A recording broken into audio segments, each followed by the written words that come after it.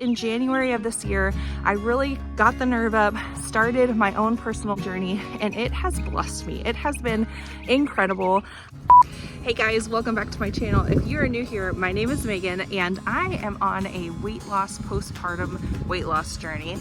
I previously, about 3 or 4 years ago, I got into a consistent habit of daily exercise. I started slowly cleaning up my diet, and around 1.5 years later, I lost 60 pounds in that process. Then after I lost the 60 pounds, I soon after got pregnant with my second daughter and had her in March of 2024. And now I am in my postpartum weight loss journey, and that's what I am sharing with you guys in this season on my YouTube channel. Is all about how I lost the weight in the past and how I'm using those same habits and tricks to help me get back to where I was pre-baby and then continue on with these healthy habits for forever. Today I want to talk about what I wish I would have known postpartum before starting my journey again. And the first one is reverse dieting and boosting my metabolism. I got myself down calorie-wise to a place before I got pregnant that was great for losing weight. I've learned since by listening to different fitness gurus and health experts that you can actually help boost your metabolism by slowly increasing your calories and by lifting weights. I had been listening to this particular podcast called Mind Pump for a few years. Actually, they'd been talking about reverse dieting, but I was scared to implement it myself. In January of this year, I really got the nerve up, started my own personal reverse dieting journey, and it has blessed me. It has been incredible. I did not weigh myself. I weighed myself in December, figured out where I was, and then I got rid of the scale. I slowly started increasing my calorie intake every week by 100 calories. I started lifting heavier weights, trying to gain muscle, which in turn helps boost your metabolism.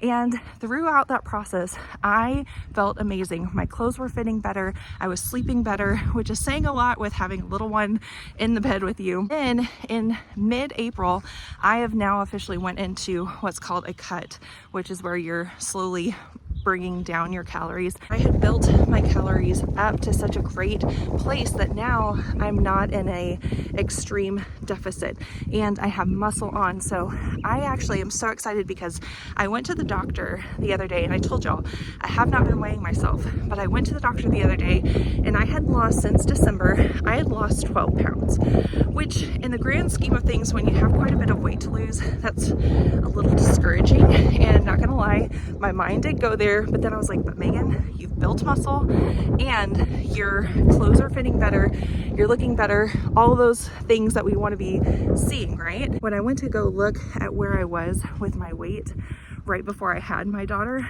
because I had put on muscle even in that season, I actually weighed 40 pounds heavier than I did on my wedding day when I was 20. Yes, I got married young. But I weighed 40 pounds more than what I did on my wedding day. All that to say, if you would like to know more about reverse dieting and how to reverse diet, how exactly I did it, let me know down in the comments and I will do a special video just on that. But the first thing I would recommend is look into reverse dieting and try and get as strong as possible, put on as much muscle as possible before you get into major weight loss mode. The second thing I wish I would have done and focused on was just being consistent with my movement over putting pressure on myself to do like a specific workout plan. And what I mean by that is sometimes when you have a little baby, depending on how that baby is, my first daughter versus my second daughter, and their temperaments and their personalities are just so different. And where I probably could have done more scheduled program-based training with my first daughter and her personality, my second daughter, it's been a lot more touch and go.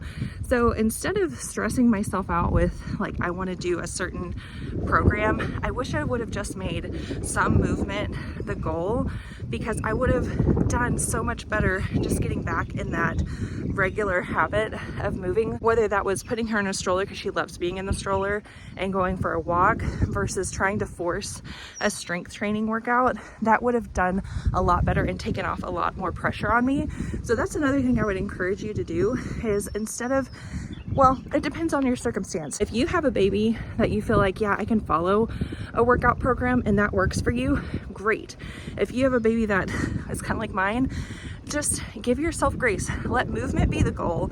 Don't make it so like all or nothing like I have done in the past with your workout. The third thing, not two, but three. The third thing is, I would say if you could have a protein goal that you're trying to hit every day, that would be fantastic. It's gonna help you stay full and satiated, and just focusing instead of on calories, focusing on hitting a certain number of grams of protein is gonna be the key here. I want you to think about whatever your lean goal weight, body weight is. Think about that number in your head. That's the same number of grams that you want to try and eat every day.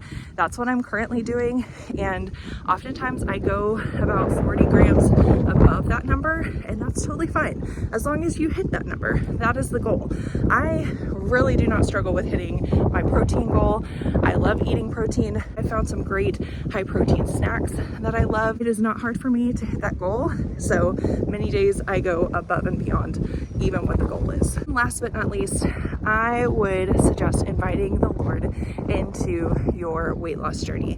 This is more about your heart than it is about your body, because in this season of postpartum, we are going through so much. There's so many hormonal changes. There's so many family changes with adding a new little person into your family. And so we need a lot of grace from the Lord, but invite him in. Invite him in, because this is an opportunity for you to grow independence and to learn from him versus just trying to white knuckle it ourselves and forcing change on our own. Thank you so much for watching this video. I hope these tips helped you. If they did, please give this video a like, subscribe so that you can see more of my content that's coming up. I love to encourage women in their health and fitness journey, and especially in their faith, and I would love for you to come hang out with me. I have more videos coming that are going to be very inspirational, and I don't want you to miss it. Thank you again for watching. I hope you have a wonderful day ahead.